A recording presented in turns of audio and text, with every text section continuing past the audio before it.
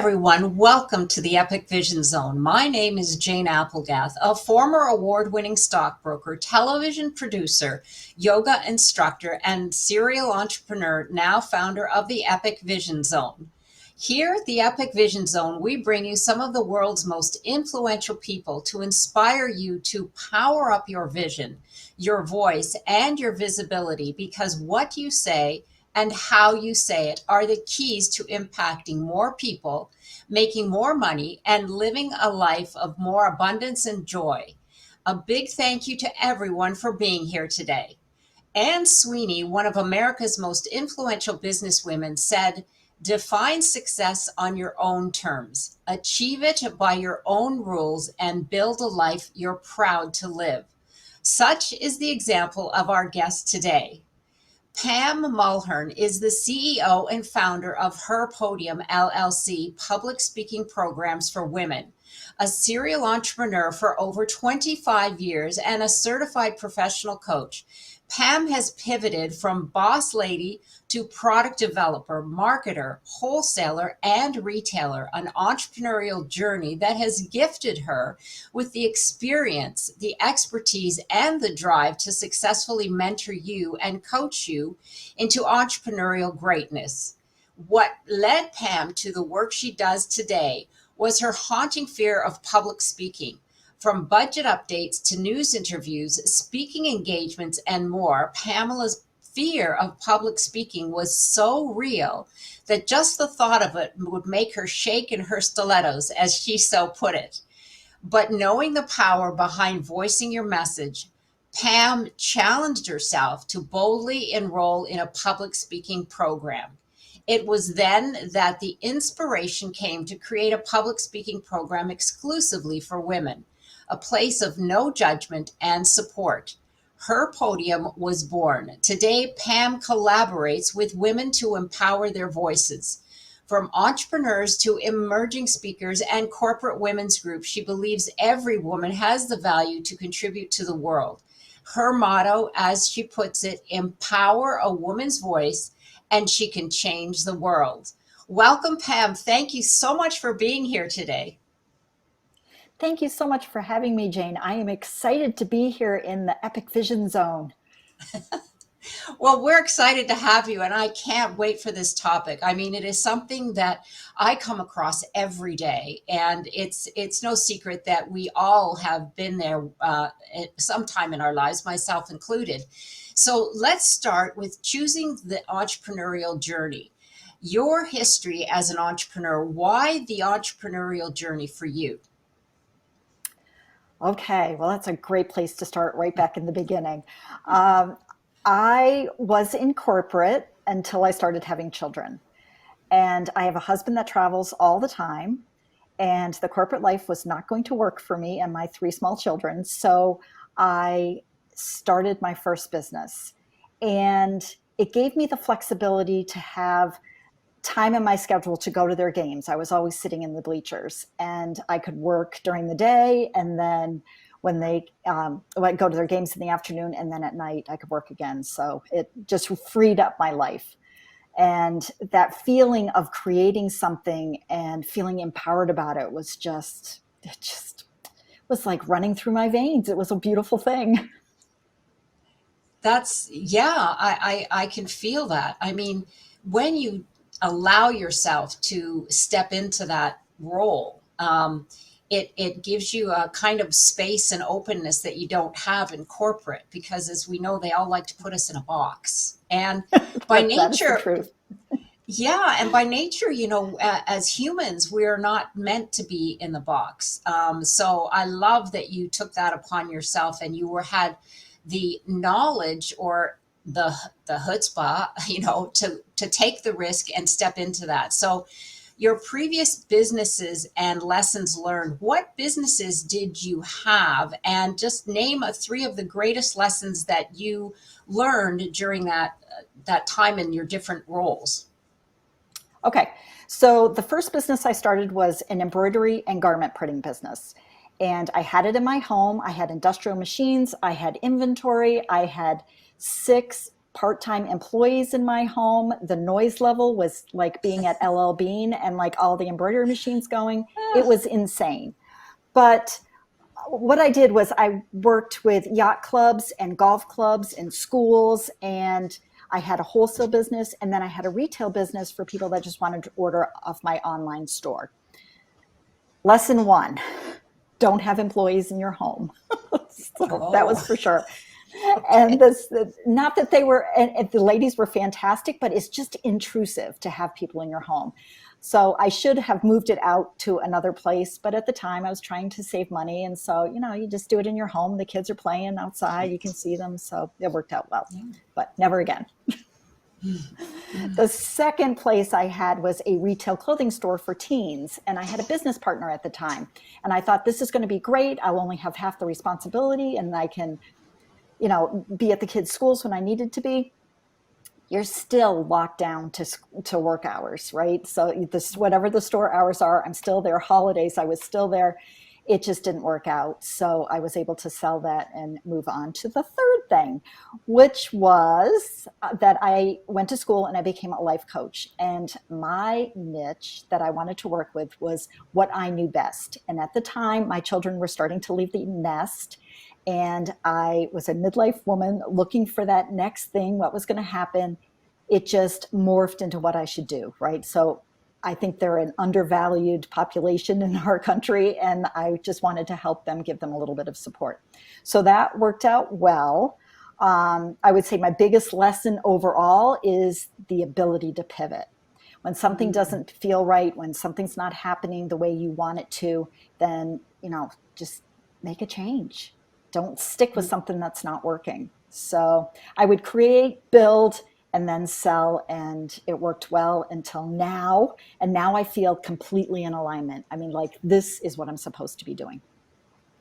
Wow, that's amazing. I have to give you credit, Pam, because a lot of people, absolutely, well, because your journey was entrepreneurial, but you had the courage to change it up, because often when we're involved in that, and they were obviously successful businesses, you think, well, maybe I just need to stick it out because I know this, I'm making money, and so why make the change?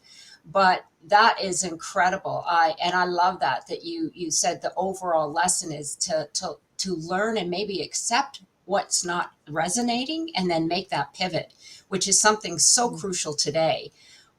Challenges of being an entrepreneur. Now, you shared a little bit, but what would be your biggest challenge of being an entrepreneur and running businesses? What would you say that would be? Can I give you two? Oh, yeah, for sure. Okay. The first one is hours in the day. Like, the person that comes up with 36 hours in a day, I'm in. I will invest in that. Because when you're starting out, you have to do everything. And it all takes time, and it takes time to learn. And most people don't have the money to invest in outsourcing right in the beginning. But the beauty of that is that you know it. So you know how to do everything. So when you hire somebody, you know what you're looking for, you know how to run the business, and that part works out well. So I'm in the process of outsourcing now, and it's a beautiful thing.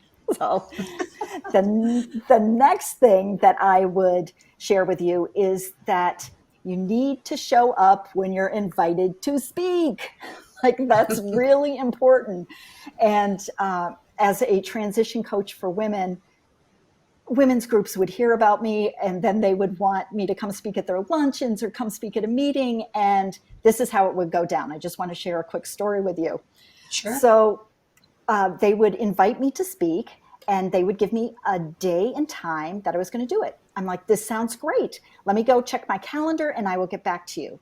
I would get home. I would look at my calendar, wide open, completely wide open. I would sit down and write the email. Thank you so much for the opportunity to speak to your group. I really appreciate it. Unfortunately, I'm already booked. So my calendar's clear. I'm telling them that I'm booked. I lived small. I lived safe. And by doing that, I wasn't putting myself out there. I didn't have to worry about messing up because I wasn't doing anything, right?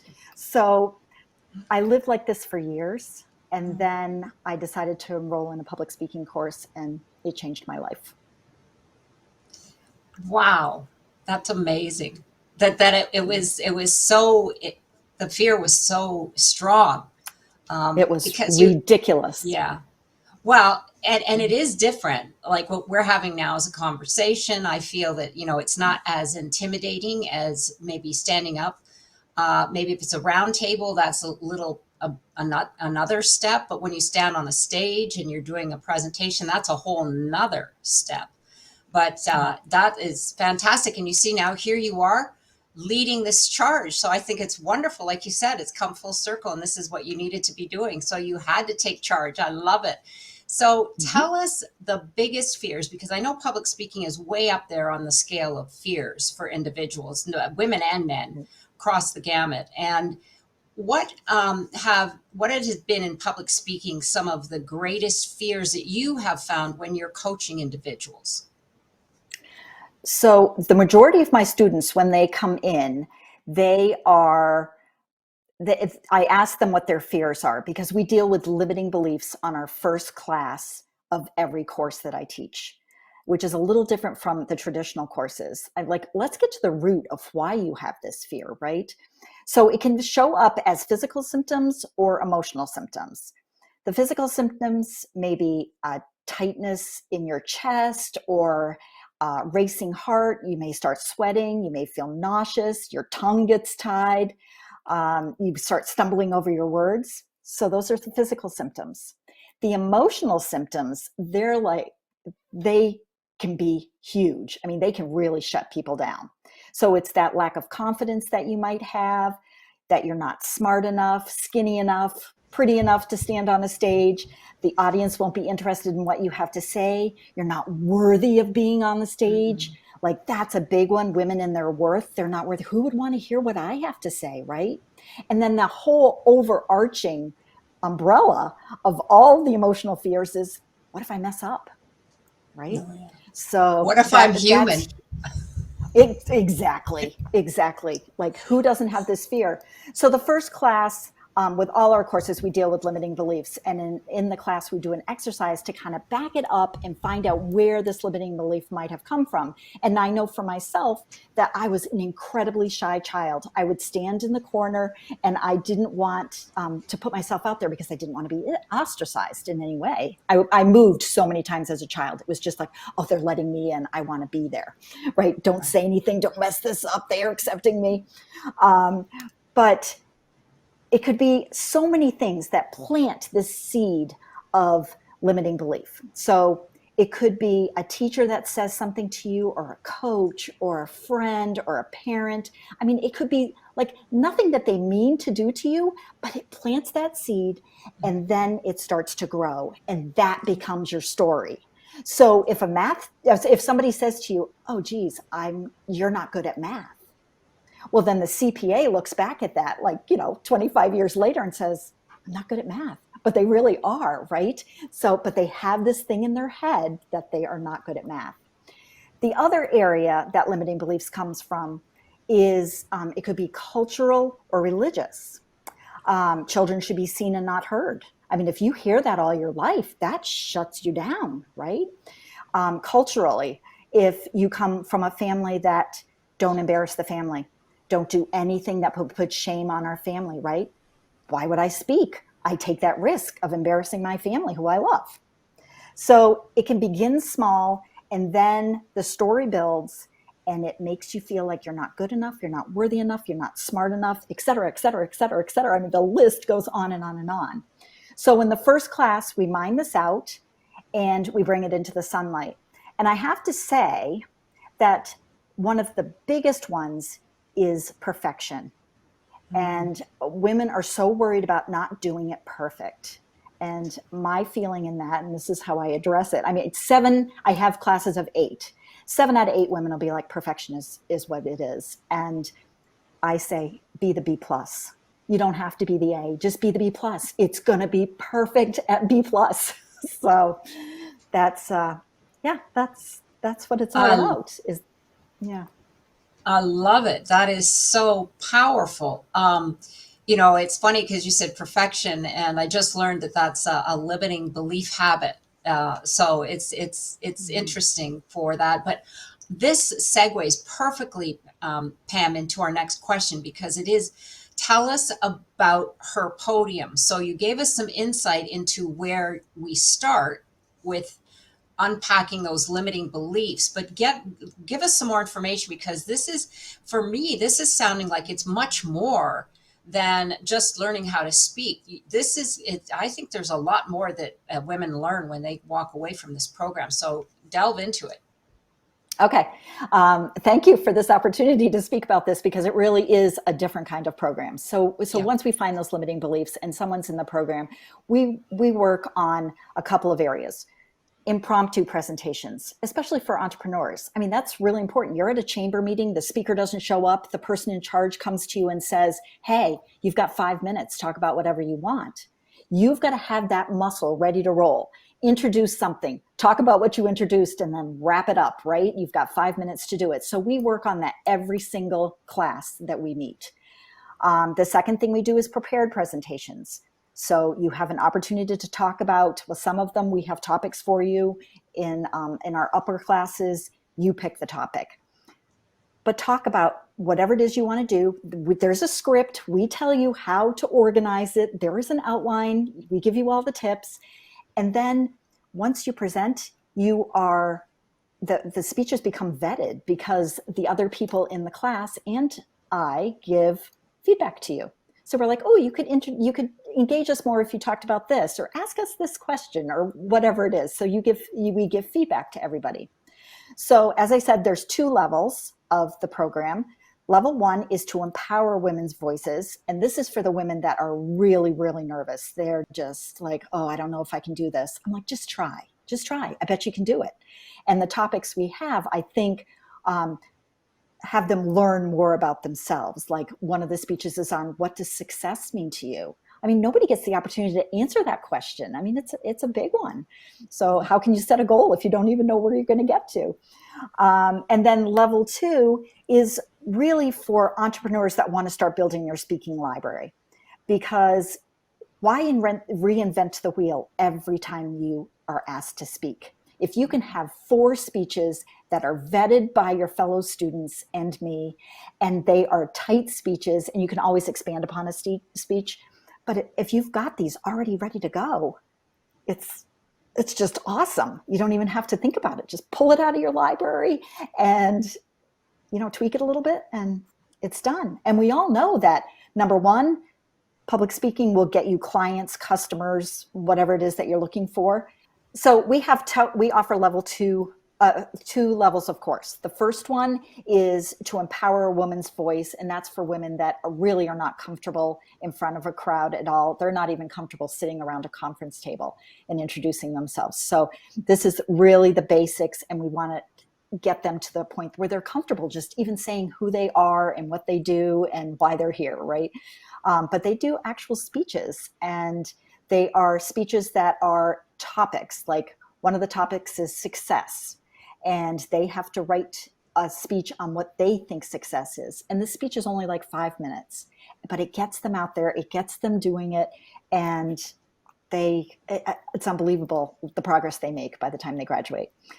The second level is made up of 4 prepared speeches, which they do according, it's a lot of entrepreneurs, they do according to their business, right? What is it that they want to share if they were given the opportunity? And I often tell these women, put another tab on your website. These are the presentations that I offer, because there's money out there for that.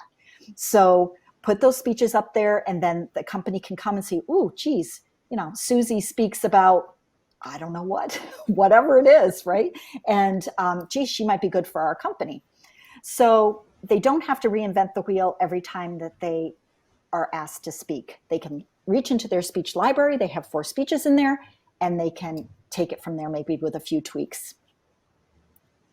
I love that. It's so unique, Pam. The whole concept of not just giving them or understanding where they're stuck, but also giving them the confidence, and then taking it a step further, helping them create those presentations, because therein lies another art, right? So Exactly. it's not just verbalizing it, but it's making an impact. And that is gold. I mean, that's the whole thing. I love it. That is so, excuse me, unique.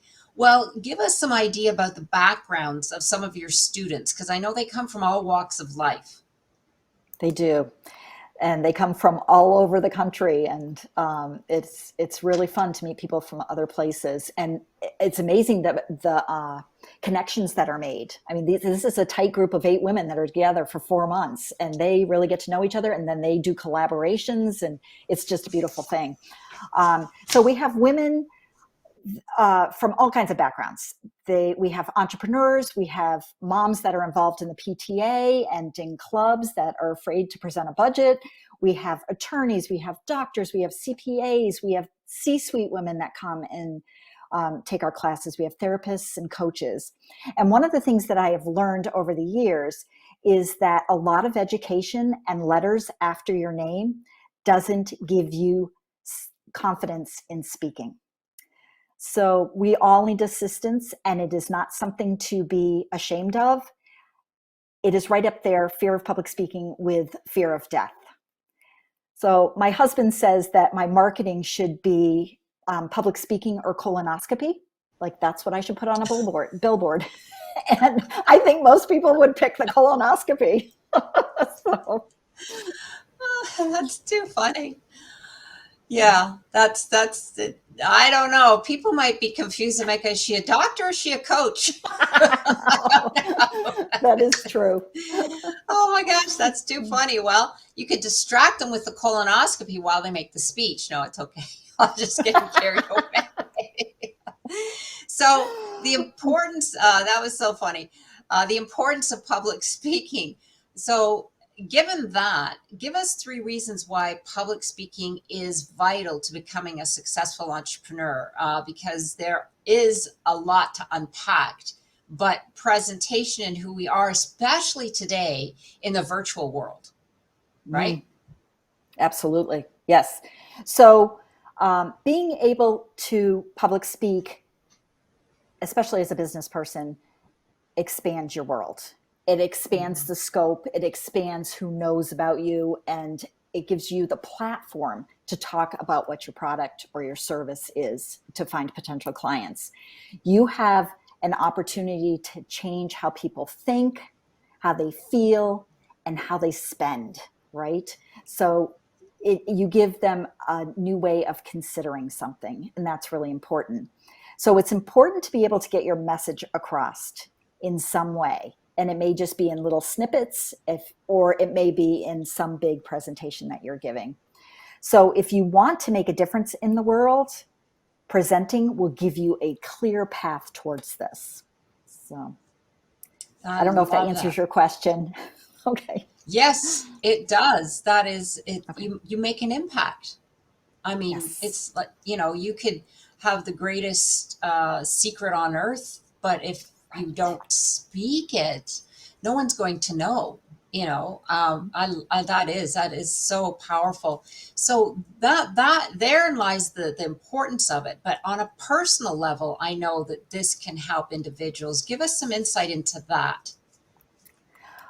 Okay. So think about when you're at a cocktail party. You walk in and you see a little group of people that are gathered together, and one person is talking and everybody's very engaged in it, right? That person that's talking is confident in their voice and is considered a leader, right?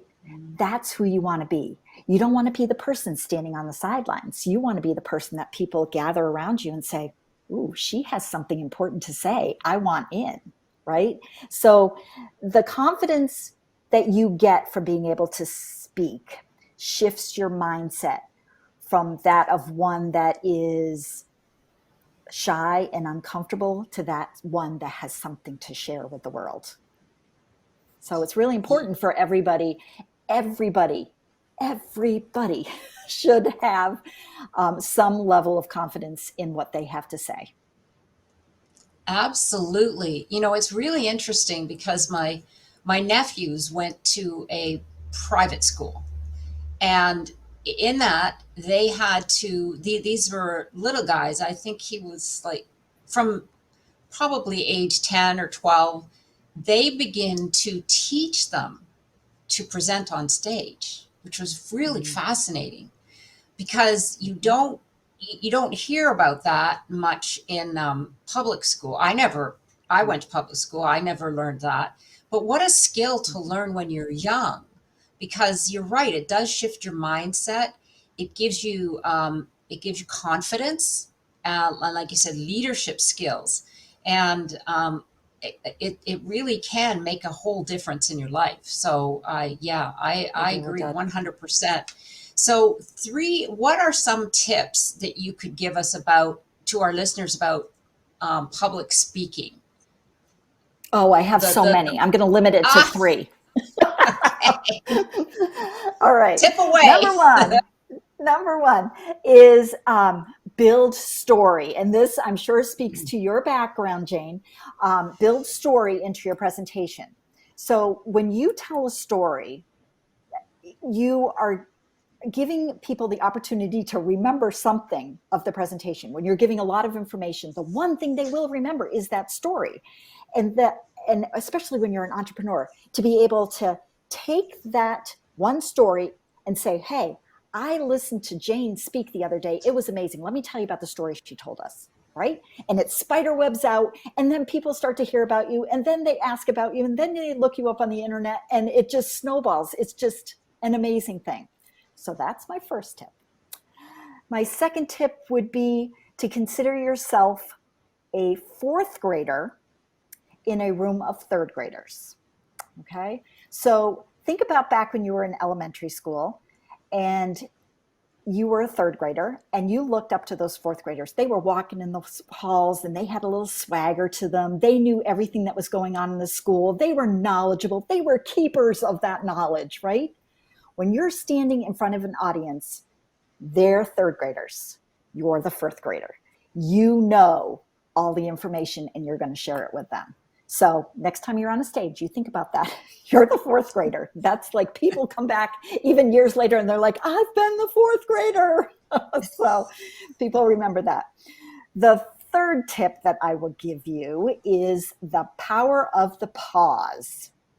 So we've all heard speakers that do ahs and ums, and those are actually filler words. They're filling space because speakers think that they need to fill every bit of air when they're speaking, and they really don't. The pause is so powerful. So it does a few things. It stops you from using the ahs and ums. See how I did that? I just stopped. It also gives you an opportunity to get your brain back on track, which is important when you're speaking. And the third thing it does is that it allows the audience to catch up. Because when you're giving a lot of information, they're like, oh, what did she say? What was that last thing? Oh my gosh, I got to keep up. But when you take a pause, the audience can absorb it. It's very powerful. So that's my 3. I love it. So powerful. You're right. And when you said take the pause, the first thing that flashed into my mind were the TED Talks, because you're limited. I think it's 17 minutes or 18, right, with there and abouts, but it's very limited. And there are those, though, who I've listened to who will pause, and it is very powerful. But yes, you're right, because it makes people stop and absorb, but also for me, it says, wow, they said something really important. I've got to listen now. That's another good point. Yeah, right. Oh my gosh, I love it. I love it. So I'm so excited. Tell us about some of your upcoming programs. So both programs, level 1 and level 2, will be starting again in April and May. And they are limited seating because I only have 8 people so that we can give you our full attention. So, the seats fill out fairly quickly. And I would invite anyone that is interested in your audience that says, wow, I need to do this, to contact me and let's have a conversation, because I love chit-chatting over tea with somebody about what their speaking journey is so far. and what they vision their speaking journey to be. Like, what do you Right. want, and what are the steps it's going to take to get there? So the other thing that I have is I have a confidence quiz that you can take for your speaking confidence. And I don't know, Jane, if you have the link for that, maybe are you going to post it? If not, I can get it to you.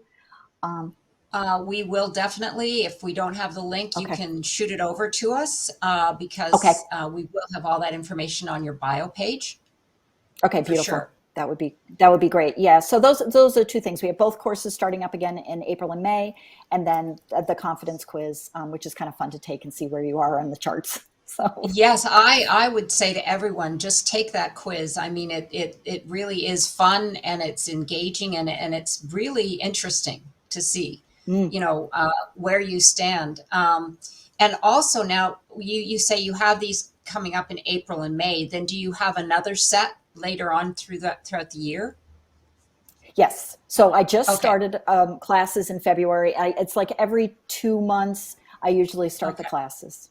Okay. So if they can't delve into it, but then they have another opportunity this year to do so. Right. But get on the waiting list, because I do have a waiting Oh, list.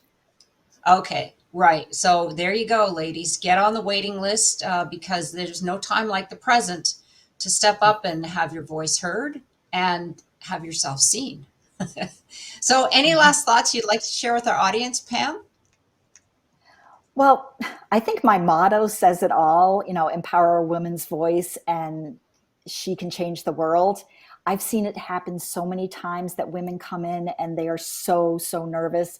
And by the time they're graduating, they're like, you know what? This isn't too bad. I've got this. They may not love it, but they can get through it. And that would be the goal, right? So Right. I have the best job ever to sit in the bleachers and watch these women go from here to here.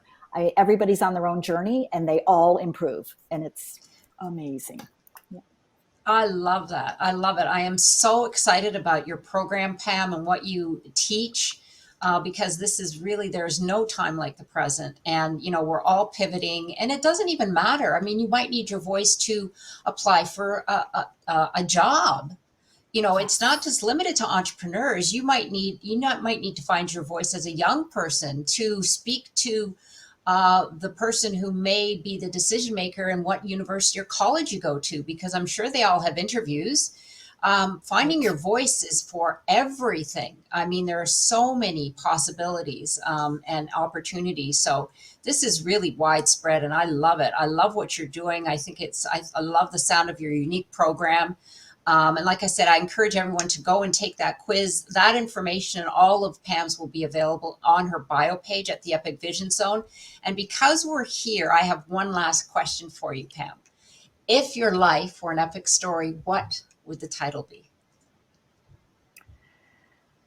Um, I live by grit and grace. So I would say she learns grit and grace.